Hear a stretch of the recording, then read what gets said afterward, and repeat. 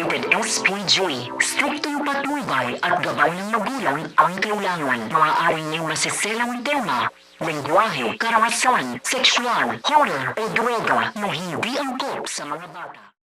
FPJ San Provinciano, February 21, 2022 episode.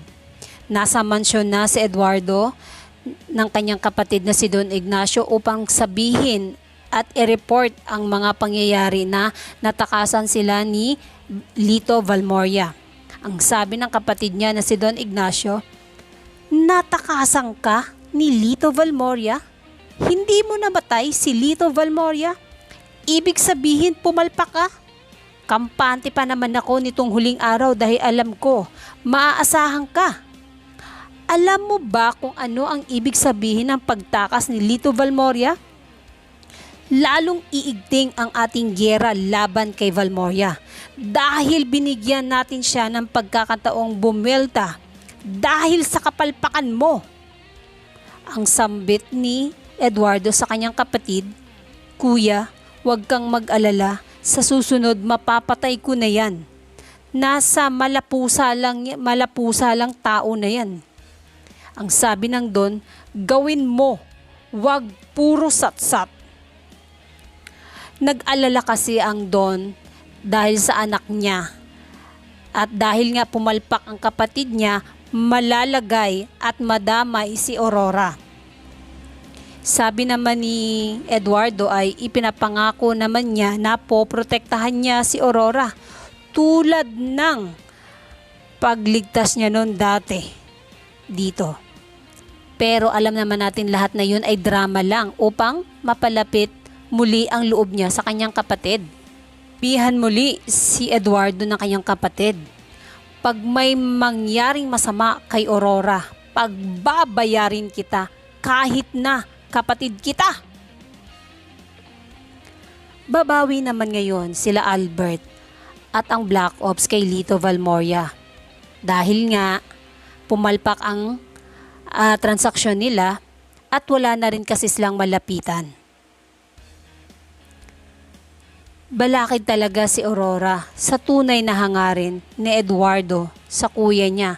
Kaya naman may plano si Eduardo na si Aurora ang susi upang makuha niya ang kayamanan ng mga Guillermo. Papatayin niya si Aurora. Pag namatay na si Aurora, ang paghihinalaan ng kuya niya ay si Valmoria. Tapos, iuutos daw sa kanya na patayin si Valmoria. Pagpatay na si Aurora, patay na rin si Valmoria.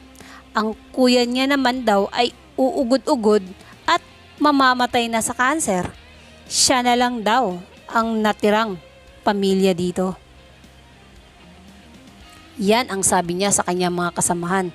Kaya naman ang mga tauhan ni Eduardo ay tuwang-tuwa sa kanyang mga plano na advance daw siyang mag-isip. Nakauwi na ng bahay si Aurora at hinanap niya at kinumusta niya ang kanyang papa kay Manang Lucia. Ang sabi ni Manang Lucia, nasa silid na niya at nagpapahinga. Binabantayan ni Talia. Sabi ni Aurora, "Si Talia? Nasa loob ng kwarto ni papa? Ganitong oras?" Sabi ni Manang Lucia, "Oo, matagal nang ganon." Sabi ni Aurora, "Talaga ba? Lalabas muna ako sandali, Manang, ha?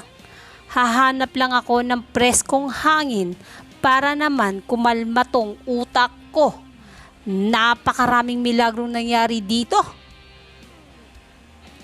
Sabi naman ni Eduardo sa kanyang mga tauhan, dapat malinis ang pagdukot at pagpatay kay Aurora.